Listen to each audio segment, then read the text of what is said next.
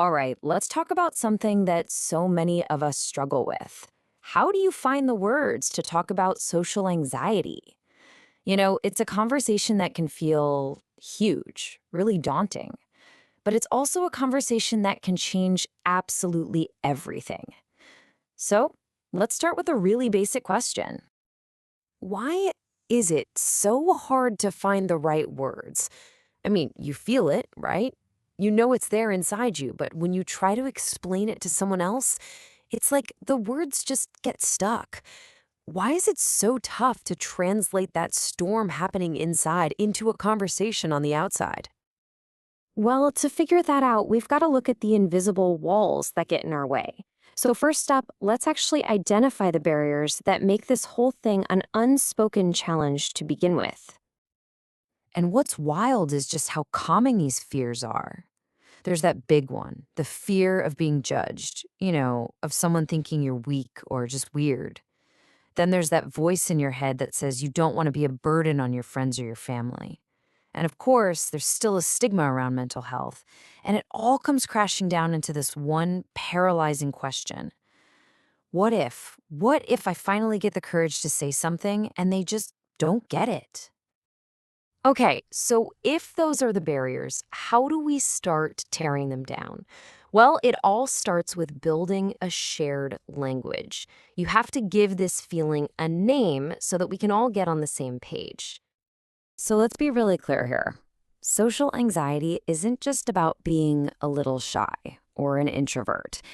It's this persistent, nagging fear of being watched and judged by other people. And that fear can be so powerful that it actually leads people to just stop going out, to avoid social stuff altogether. And a huge piece of this whole puzzle is the overthinking. Oh my gosh, you know this feeling, right? You leave a party or a meeting, and for hours, sometimes even days, you just replay every single little interaction.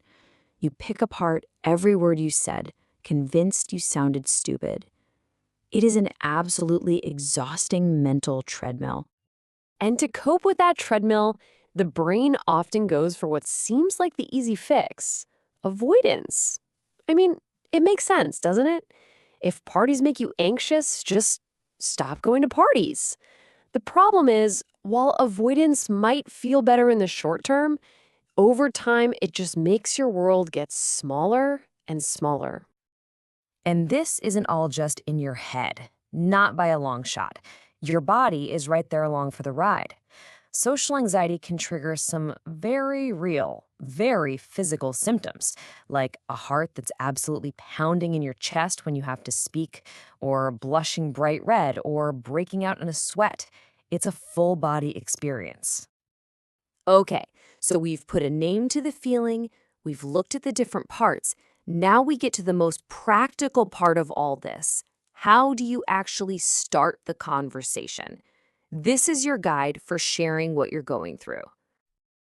But before we dive into the steps, let's just acknowledge this voice, because this right here, this is the fear that stops so many people. It's that worry that your very real struggle is just going to be seen as you being difficult or dramatic or looking for attention. It takes so much courage to speak up anyway. So here's a simple little framework to make it feel a bit more manageable. First, choose the right person and the right time. Someone you really trust and a moment when neither of you is rushing out the door. Two, use I statements. Saying, I feel anxious when we're in big groups is totally different from saying, you make me anxious.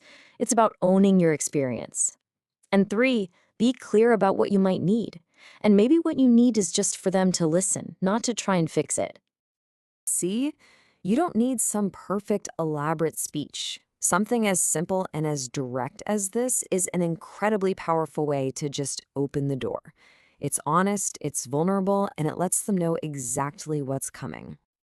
Now, every conversation has two sides. So let's flip the script. What do you do if you're the one someone comes to? This next part is all about how to be a really good, really compassionate ally. Okay, let's look at this comparison because this is so, so important.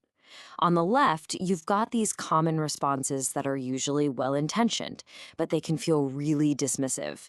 Just relax or don't worry about it can accidentally make someone feel like their feelings aren't valid. But now look at the alternatives on the right. Wow. Phrases like, thank you for trusting me with this, or that sounds really difficult. They validate the experience. They show you're really there.